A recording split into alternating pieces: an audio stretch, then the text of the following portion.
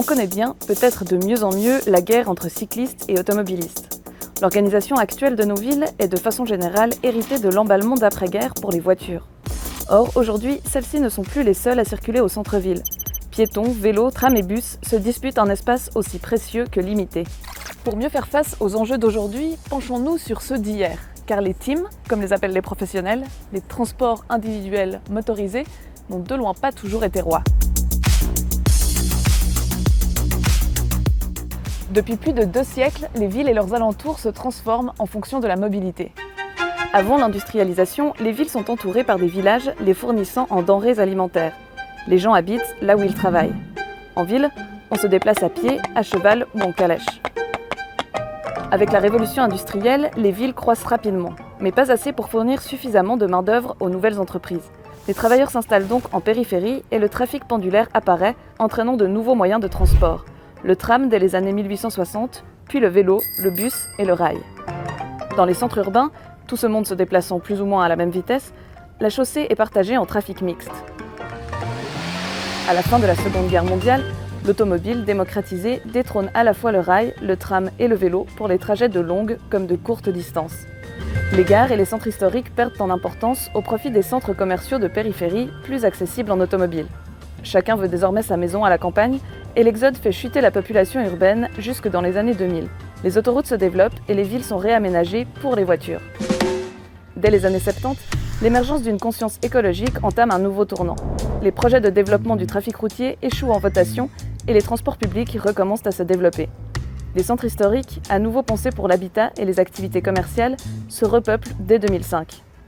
Aujourd'hui, avec l'intérêt croissant pour le vélo et l'agrandissement des zones piétonnes, la lutte pour l'espace urbain a atteint son paroxysme, car les voitures n'ont pas disparu pour autant. Sur les routes nationales, le trafic a ainsi plus que doublé depuis les années 90 et le nombre de voitures de tourisme a augmenté de 32% depuis 2000. Les Suisses se déplacent donc largement avec leurs propres véhicules. Les trains ne représentent que 20% du transport de personnes, les bus et les trams 4%, le vélo 2,5% et les piétons 5%. Par ailleurs, les pendulaires restent très présents.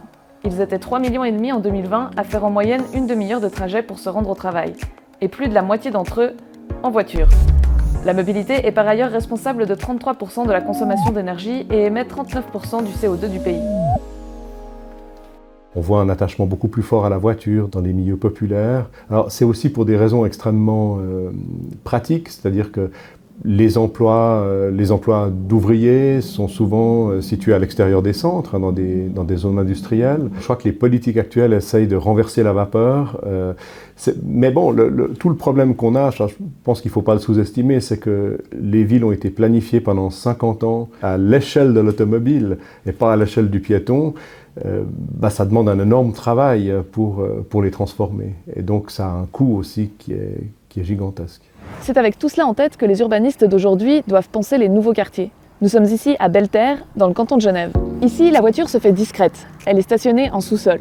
Il est équivalent en termes de temps d'aller prendre sa voiture ou d'aller prendre le bus. Ça paraît artificiel, mais quelque part, on a créé de l'équité sociale entre les modes de transport. Et on voit que 15 ans après, on met en exploitation, on est tombé assez juste. La seule différence, c'est que le parking existant, qui a été construit avec cette peur du pas assez de place de parking, est aujourd'hui vacant à 50%.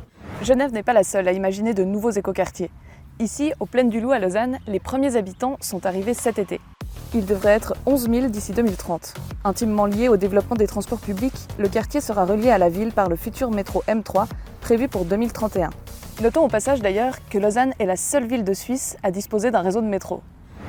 Autre exemple à Bâle, où l'immense quartier de Clibec, jadis terre d'accueil de Novartis et aujourd'hui friche industrielle, attire de gros projets. Si la voiture reste tolérée dans tous ces nouveaux projets de quartier, on la préfère en général électrique. Un choix de plus en plus encouragé, notamment par les services industriels de Genève. Il faut savoir que la mobilité représente 25% des émissions de CO2 sur le canton de Genève.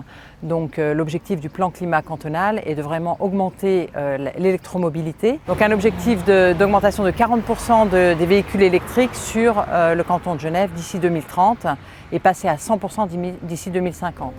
Mais le combat est loin d'être gagné. Sur les 4,7 millions de voitures de tourisme circulant en Suisse, seuls 70 000 sont électriques et 200 000 hybrides.